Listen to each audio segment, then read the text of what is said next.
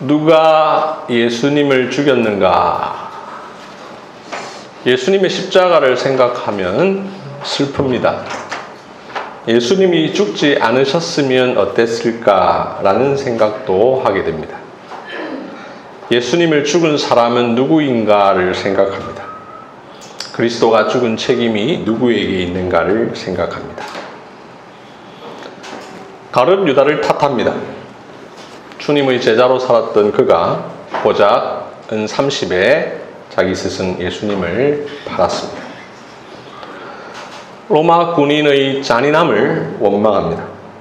그들이 예수님의 머리에 가시관을 씌웠고 허리에 창을 찔러 죽였습니다. 빌라도의 우유부단함이 못내 아쉽습니다. 빌라도는 예수님의 무죄 사실을 알았습니다. 예수님을 풀어주려고도 했습니다. 그러나 그는 군중들의 요구에 결국 십자가에 못 박으라고 군인들에게 예수님을 넘겨주었습니다. 대제사장들의 외침이 안타깝습니다. 대제사장들이 예수님을 빌라도에게 넘겨주었습니다. 그들은 빌라도에게 십자가에 못 박으소서, 십자가에 못 박으소서라고 소리 질렀습니다. 이 모든 일에 동조하였던 군중들의 무지와 어리석음에 화가 납니다. 호산나 다윗의 자손 예수여라고 한때 외쳤던 그들이 돌변하여 예수님을 십자가에 못 박으라고 외쳤습니다. 오순절 성령 강림 사건 당시 베드로는 이렇게 말했습니다. 이스라엘 온 집은 확실히 알지니 너희가 십자가에 못 박은 이 예수. 그런데 예수님이 죽으신 것 가룟 유다 때문도 아니요, 로마 군인 때문도 아니며 빌라도나 대제사장 군중들 때문도 아닙니다. 그렇다면 예수님 왜 죽으셨을까요? 누가 예수님을 죽음의 길로 내모셨을까요? 예수님의 죽으심의 첫 번째 단계인 체포당하시는 장면을 기록한 오늘 본문은 예수님에게 일어난 일이 과연 누구에 의해서 시작되었는가를 잘 보여줍니다. 가룟 유다, 빌라도, 대제사장들의 행동 그 이전에 있었던 보다 근원적인 이유를 보여주고 있습니다. 함께 오늘 말씀을 통해서 그 내용을 살펴보도록 하겠습니다. 오늘 본문 앞장에 나와 있는 17장 1절을 보시면 17장의 시작을 예수께서 이 말씀을 하시고 라고 시작했는데 오늘 본문 18장 역시 예수님께서 이 말씀을 하시고 라고 시작을 합니다. 17장은 예수님께서 기도하신 내용이었죠. 18장은 예수님께서 잡히시는 내용입니다. 대제사장적 기도를 하셨던 예수님은 이제 자신의 생애 전체에서 가장 핵심적인 사건인 십자가 죽음을 앞두고 계십니다. 십자가로 나아가는 과정 가운데 예수님은 가룟 유다에 의해서 팔리시고 대제사장의 군대에 의해서 체포당하시며 대제사장의 신문을 받으시고 로마 총독 빌라도의 재판을 받으신 뒤 결국 십자가 죽음의 길로 가십니다. 오늘 본문은 그 과정 가운데 하나인 가룟 유다에 팔리셔서 대제사장의 군대에 의해서 붙잡히시는 내용입니다. 그런데 본문의 내용을 자세히 보시면 몇 가지 특이한 점들이 있음을 발견하게 됩니다. 첫째, 예수님은 자신을 체포할 곳으로 의도적으로 가십니다. 첫째, 예수님은 자신을 체포할 곳으로 의도적으로 가십니다. 1절을 보시면 예수님은 제자들과 함께 기드론 시내 건너편 동산으로 가십니다. 이 장소에 대해서 2절은 이렇게 설명을 합니다.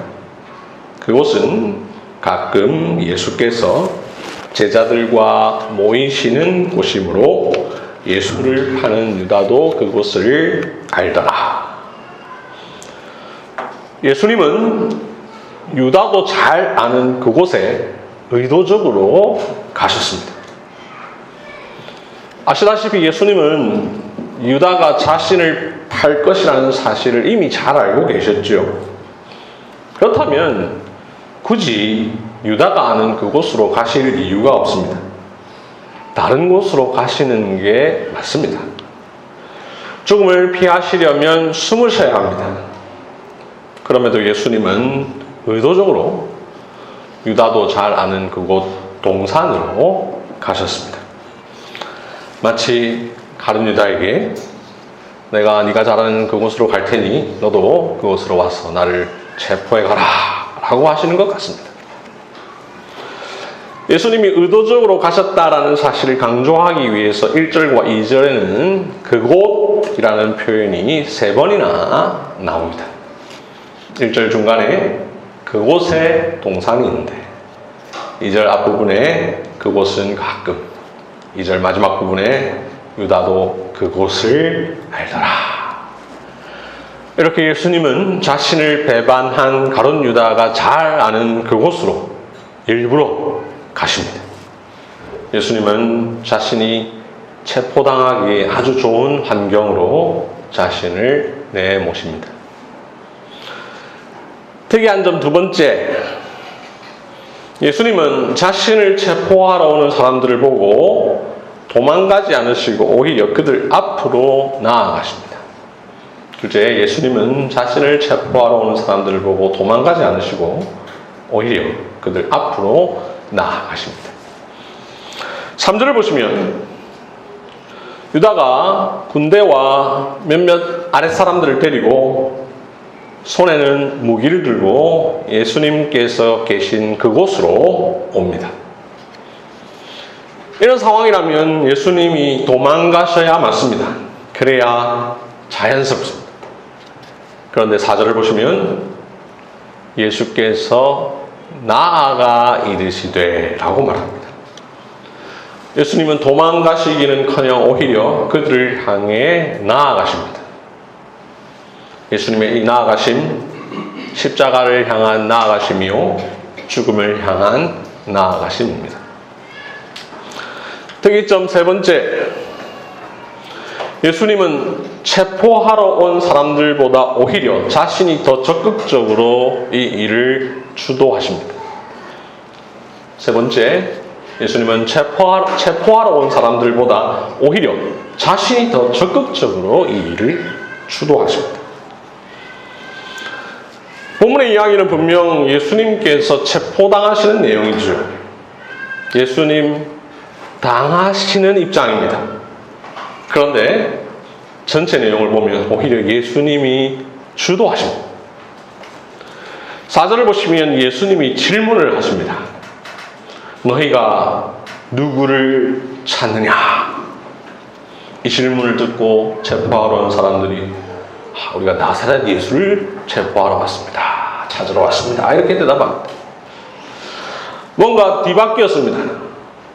체포하러 온 사람이 나사렛 예수라는 자가 어디 있느냐 이렇게 먼저 물어야 맞습니다. 그런데 오히려 예수님이 너희가 누구를 찾느냐라고 물으십니다.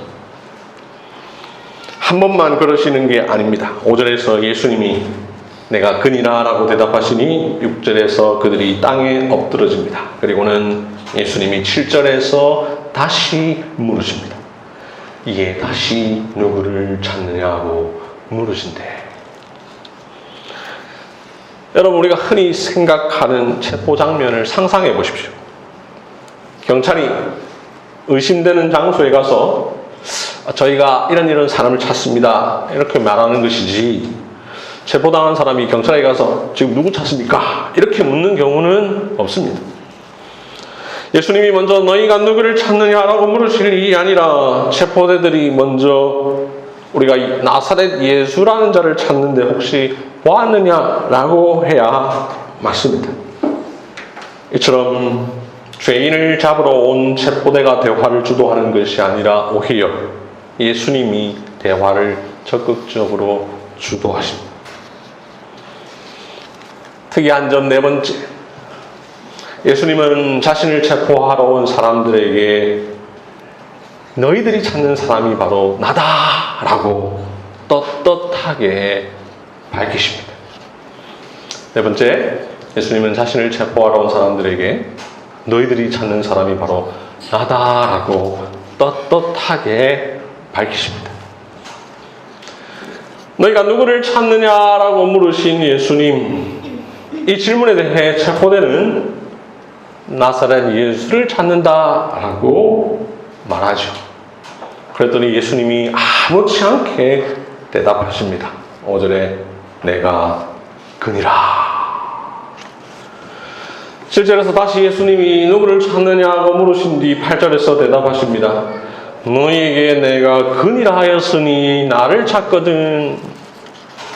예수님은 자신을 체포하러 온 사람들에게 당당하게 자신이 나사렛 예수라고 자기를 잡아가라고 밝히십니다. 자기를 어서 잡아가라고 재촉하십니다. 체포당하는 사람에게서 보기 어려운 모습이죠.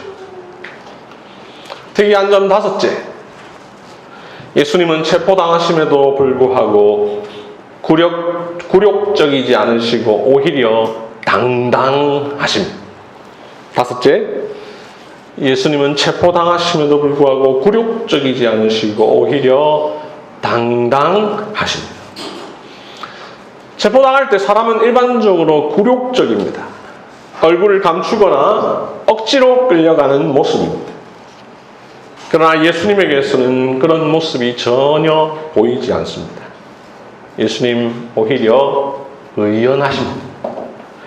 자신에게 닥칠 일을 그 누구보다 잘 알고 계셨지만 이 체포당한 이후에 일어날 일을 너무나 명백히 알고 계신 분이시지만 두려워하지도 않으시고 담대하게 아무 저항 없이 체포당하십니다. 당당한 모습입니다. 여섯째, 예수님은 자기를 보호하려는 베드로를 오히려 꾸짖으십니다. 여섯째, 예수님은 자기를 보호하려는 베드로를 오히려 꾸짖으십니다. 10절을 보시면 사람들이 예수님을 체포하려고 하자 베드로가 칼을 가지고 대제사장의 종인 말고라는 사람의 오른쪽 귀를 베어버립니다. 예수님의 이 행동, 베드로의 이 행동, 베드로의 입장에서는 당연한 행동입니다. 자신의 스승을 보호하려는 용기 있는 행동입니다. 그렇다면 예수님은 베드로의 이 행동을 칭찬해 주셔야 합니다. 하지만 예수님은 베드로를 칭찬하시기는커녕 오히려 꾸짖으시면서 11절에서 말씀하십니다. 칼을 칼집에 꽂으라. 아버지께서 주신 자를 내가 마시지 아니하겠느냐. 지금까지 살펴본 것처럼 오늘 본문에는 특이한 점이 여러 부분 나오는데요. 예수님 먼저 의도적으로 유다도 잘 아는 동산, 자신이 잡힐 수 있는 동산으로 가셨고 그곳에서 체포대를 피하지 않고 맞닥뜨리셨으며 대화를 주도하셨고 자신의 정체를 떳떳이 밝히셨으며 체포당하시는 그 순간 당당하셨고 예수님이 체포당하지 않도록 자신을 보호하려는 베드로를 꾸짖으셨습니다. 결국 예수님은 군대와 천부장과 유대인의 아랫사람들에 의해서 결박당하셨죠. 결박, 맺을 결자에 묶일 박자입니다. 우리 예수님 움직이지 못하게 묶이셨습니다. 예수님에게 일어난 일을 간단하게 말하여서 예수님의 붙잡히심, 체포당하심, 결박당하심, 묶이심이라고 말할 수 있죠. 이 표현들 다 같은 말인데요. 이 말들은 모두 수동태입니다. 붙잡히십니다. 체포당하십니다. 결박당하십니다. 묶이십니다. 이 표현들 수동태일 뿐만 아니라 단어 자체가 능동태로는 쓰일 수 없는 단어입니다. 무조건 수동태로만 쓰이는 단어입니다. 언제나 잡는 자가 능동이고 잡히는 자는 수동입니다. 그런데 예수님 체포당하시지만 수동이 아니라 능동이십니다. 예수님의 체포는 예수님에게 있어서 수동태가 아니라 오히려 능동태였습니다. 예수님은 묶이신 것이 아니라 묶여주셨습니다. 예수님은 체포당하신 것이 아니라 체포당해 주셨습니다. 예수님은 스스로 자발적으로 체포당하셨습니다. 예수님의 이 모든 행동이 자발적이었다라는 사실을 집약적으로 잘 설명하는 표현이 오늘 보면 4절에 나옵니다. 예수께서 그 당할 일을 다 하시고 나아가 이르시되, 예수님은 자신이 어떤 일을 당할지 다 알고 계셨습니다. 그래서 나아가셨습니다. 그리고 먼저 말씀하셨습니다. 아시고 나아가시고 먼저 말씀하시니 예수님께서 스스로 자발적으로 행하셨습니다. 예수님은 아버지께서 주신 잔을 마시려고 친히 나아가셨습니다. 내 아버지여, 만일 할만하시거든 이 잔을 내게서 지나가게 하옵소서. 그러나 나의 원대로 마시옵고 아버지의 원대로 하옵소서 라고 기도하신 그대로 행하셨습니다. 예수님은 십자가 죽음의 길을 친히 자발적으로 걸어가셨습니다.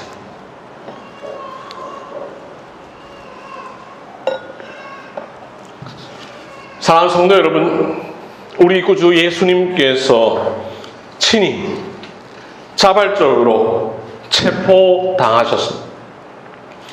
체포되신 것이 아니라 체포당해 주셨습니다. 오늘 설교의 제목대로 스스로 체포당하신 예수님. 예수님은 자신을 향해 다가오는 죽음을 피하지도 않으셨고 어쩔 수 없이 받아들이지도 않으셨고 오히려 능동적으로 자발적으로 취하셨습니다. 다른 외부적인 요인이 아닌 자신의 주권과 의지를 따라 스스로 체포당하셨고 스스로 십자가의 길을 걸으셨습니다. 오늘 본문 그 어느 구절도 억지로 끌려가시는 모습, 비굴한 모습이 전혀 보이지 않습니다. 당당한 예수님의 모습만이 보입니다. 예수님은 무대의 중앙을 차지하고 계십니다. 예수님 자신이 사건 전체를 통제하고 계십니다. 예수님은 능력이 없어서 체포당하신 것이 아닙니다. 대적할 힘이 없어서 가만히 계셨던 것이 아닙니다. 자신이 원하기만 하면 얼마든지 피하실 수 있었습니다. 그분은 체포당하지 않을 능력이 있으십니다. 12군단의 천사를 부르실 수도 있었습니다. 왕의 권위로 오히려 그들을 체포하실 수도 있었습니다. 하지만 스스로 자기 육체를 내놓으셨고 자발적으로 체포당하셨습니다.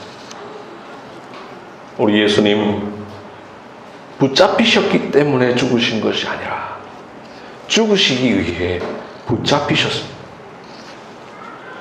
예수님은 영원전에 성부 하나님과 구속 언약을 맺으셨습니다. 성부는 성자를 이 세상에 보내시기로, 성자는 성부의 뜻에 따라 이 세상에 와서 십자가에 죽으시기로 서로 약속하셨습니다. 그렇게 예수님은 그 영원한 목적과 계획을 다 알고 계셨습니다. 그 일을 이룰 때가 바로 지금이라는 사실도 아셨습니다. 예수께서 그 당할 일을 다 하시고 그래서 친히 동산에 가셨고 체포대에게 먼저 물으셨고 자신이 바로 그들이 찾는 자임을 밝히셨고 당당하게 체포당하셨습니다. 스스로 체포당하신 예수님, 결국 스스로 죽으신 예수님입니다. 예수님은 우리를 죄에서 구원하시려고 스스로 자기 목숨을 버리셨습니다. 자발적인 희생의 모범을 보여주셨습니다. 스스로 체포당하시고 스스로 죽으심으로 예수님은 스스로 낮아지셨습니다. 누가 시켜서도 아니었고 다른 누군가에 의해서도 아니었으며 스스로 낮아지셨습니다. 빌립보서 2장 6절부터 8절 말씀, 그는 근본 하나님의 본체시나 하나님과 동등됨을 취할 것으로 여기지 아니하시고 오히려 자기를 비워 종의 형체를 가지사 사람들과 같이 되셨고 사람의 모양으로 나타나사 자기를 낮추시고 죽기까지 복종하셨으니 곧 십자가에 죽으시며 이 말씀대로 친히 낮아지셨습니다. 예수님은 신성과 인성을 모두 가지신 분이시죠. 그분의 인성으로는 십자가와 죽음이 두려울 수 있습니다. 만일 한만 하시거든 이 잔을 내게서 지나가게 하옵소서라고 하셨던 것처럼 말이죠. 그러나 그분의 인성은 그 고난마저도 당당하게 이겨내셨습니다. 등과 횃불과 무기를 가진 사람들 앞에서 태어나셨습니다. 피할 수도 있으시지만 피하지 않으셨습니다. 사랑하는 성도 여러분, 오늘 본문은 우리에게 중요한 사실을 가르쳐 줍니다. 그것은 바로 십자가의 자발성입니다. 십자가의 자발성. 예수님의 십자가 사역은 그 시작부터 예수님이 친히 주도하셨습니다. 예수님은 억지로 누군가의 강제에 의해서가 아니라 자기 스스로 십자가로 나아가셨습니다. 예수님께서 걸으신 십자가의 길은 스스로 주권적으로 선택하신 사역이었습니다. 다른 누군가가 예수님을 죽음의 길로 내몬 것이 아니라 친히 그 길을 걸어가셨습니다. 왜 예수님은 스스로 그 길을 걸으셨습니까? 바로 저와 여러분의 죄를 위해서입니다. 예수님 자신의 죄로 인해서는 그럴 필요가 없으신 분입니다. 그분은 죄가 없으시니 말이죠. 하지만 저와 여러분의 죄를 위하여 예수님은 스스로 잡히셨습니다. 자발적으로 그 길을 걸으셨습니다. 주님의 묶이심, 우리를 위한 묶이심입니다. 우리의 죄를 대신하여 스스로 묶이셨습니다. 주님은 묶이셨고 우리는 풀려났습니다. 주님의 고난당하심, 우리를 위한 고난당하심입니다. 우리의 허물과 죄를 대신하여 고난당하셨습니다. 주님은 고난당하셨고 우리는 나음을 얻었습니다. 이 사실을 베드로전서 2장 24절은 이렇게 말씀합니다.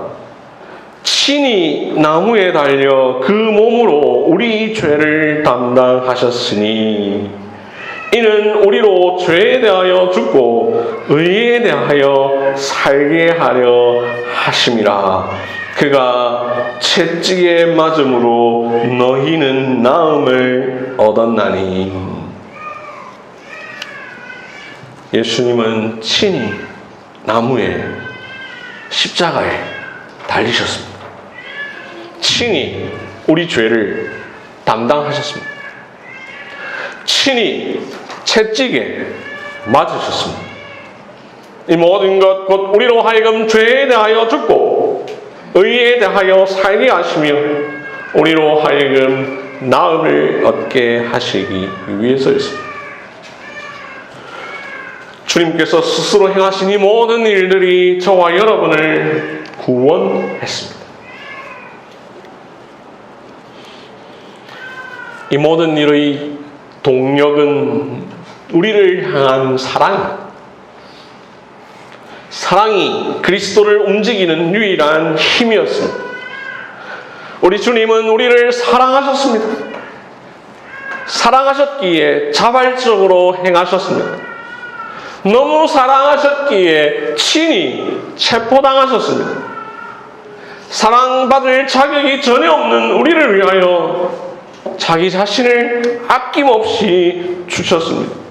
우리를 향한 예수님의 사랑은 자신을 속죄 제물로 하나님께 드리도록 만들었습니다. 우리를 풀어주시려고 예수님 자신은 묶이셨습니다. 우리를 살리시려고 예수님 자신은 죽으셨습니다. 주님의 묶이심으로 우리는 자유를 얻었습니다. 주님의 죽으심으로 우리는 생명을 얻었습니다. 그러므로 우리는 이제 더 이상 죄에게 종노릇하지 말고 그리스도에게 묶여야 합니다. 의의 종이 되어야 합니다.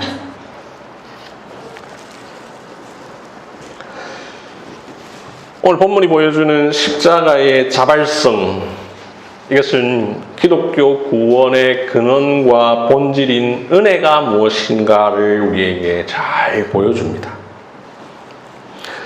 기독교는 사람이 하나님께로 나아가기 전에 하나님께서 사람에게 먼저 찾아오시는 종교입니다. 그런 점에서 기독교는 엄밀히 말해 종교가 아니라 하나님의 찾아오심에 대한 인간의 자연스러운 반응. 은혜는 위에서 아래로 임합니다. 하나님께서 우리를 향해 먼저 찾아오시기에 은혜입니다. 예수님이 스스로 체포당하시고 스스로 죽음의 길을 걸으신 것처럼 하나님께서 먼저 우리를 찾아오셨습니다. 우리가 구원해 주십시오라고 요청한 것이 아니라 하나님이 먼저 우리를 구원하기로 작정하셨습니다. 우리가 우리의 생명을 드리기 전에 하나님께서 자기 아들의 생명을 먼저 내어주셨습니다. 구원에 있어서 모든 것이 은혜입니다. 은혜가 은혜인 이유는 자발성 때문입니다. 하나님 억지로 우리를 구원하지 않으셨습니다. 하나님은 우리를 구원하지 않으면 안 되는 그 무언가에 종속되는 분이 아니십니다. 하나님은 우리를 구원해야 할 의무가 전혀 없으십니다. 예수님은 우리를 위해 십자가에 죽으셔야 할 강제가 전혀 없으셨습니다. 하나님도 예수님도 자유로우신 하나님이십니다. 그러나 하나님은 우리를 구원하셨습니다. 예수님은 우리를 위한 희생제물이 되셨습니다. 우리의 요청에 의한 것이 아니라 철저히 자유로운 선택에 의한 것이었습니다. 그렇기에 자발성이요, 그렇기에 은혜입니다. 자발성이 아니면 은혜가 아닙니다. 모든 것이 은혜입니다. 구원의 열매 예배입니다. 예배는 구원이 무엇인지를 잘 보여줍니다. 예배 안에 구원의 본질이 담겨 있습니다. 그렇게 예배의 모든 요소와 모든 순서는 은혜가 무엇인지를 아주 잘 보여줍니다. 예배는 근본적으로 우리가 하나님께 나아가기 이전에 하나님께서 우리를 찾아오심에서 시작합니다. 우리가 예배의 자리로 나온 것이 아니라 하나님께서 우리를 예배의 자리로 초청해 주셨습니다. 그래서 우리 한길교회 예배 순서 첫 시작은 예배의 부름으로 시작합니다. 우리를 부르시는 하나님의 초청의 말씀으로 예배를 시작합니다. 화살표가 위에서 아래로 내려옵니다. 우리는 그 하나님의 은혜, 그 하나님의 부르심에 근거하여 하나님께 영광과 감사를 돌려드립니다. 우리의 구원이 하나님으로부터 시작된 것처럼 우리의 예배가 하나님의 부르심으로부터 시작되기 때문입니다. 우리는 예배 순서를 통해 우리의 구원과 예배가 곧 하나님의 은혜임을 드러냅니다. 오늘 여러분 앞에 주님의 죽으심을 드러내는 성찬이 있습니다. 성찬은 주님이 우리를 위해 자발적으로 죽으셨음을 보여주는 가장 확실한 증거입니다. 주님은 스스로 희생당하셨습니다. 주님은 친히 자기 몸을 찢으셨습니다. 자발적으로 자기 피를 흘리셨습니다. 이를 통해 우리를 구원하셨습니다. 우리에게 생명을 주셨습니다. 우리에게 은혜를 주셨습니다. 오늘 주님이 친히 식탁을 배설하십니다. 우리를 자기의 식탁으로 초대하십니다. 오라 나와 함께 먹고 마시자라고 우리를 부르십니다. 우리는 그 초대에 응하여 앞으로 나아갑니다. 주님과 더불어 먹고 마십니다. 이를 통해 그 은혜를 맛보고 기뻐합니다. 말씀을 맺겠습니다. 사랑하는 성도 여러분, 예수님은 자기를 비워 종의 형체를 가지사 사람이 되셨습니다. 스스로 이 땅에 오셨습니다. 이를 통해 자기를 낮추셨습니다. 그렇게 오신 예수님, 자발적으로 체포당하셨습니다. 스스로 고난당하셨습니다. 친히 십자가로 나아가셨습니다. 예수님 자기의 기뻐하신 뜻에 따라 자신을 우리 죄를 위한 화목제물로 드리셨습니다. 자기 목숨을 많은 사람의 대속물로 주셨습니다. 그리스도께서 교회를 사랑하시고 그 교회를 위하여 자신을 주셨습니다. 그리스도는 이 모든 일을 강요에 의해서가 아니라 스스로 감당하셨습니다. 자발적으로 내어주셨습니다. 이것이 바로 우리가 받은 은혜입니다. 그런즉 이제는 내가 사는 것이 아니요 오직 내 안에 그리스도께서 사시는 것이라. 이제 내가 육체 가운데 사는 것은 나를 사랑하사 나를 위하여 자기 자신을 버리신 하나님의 아들을 믿는 믿음 안에서 사는 것이라. 아멘. 같이 함께 기도하겠습니다.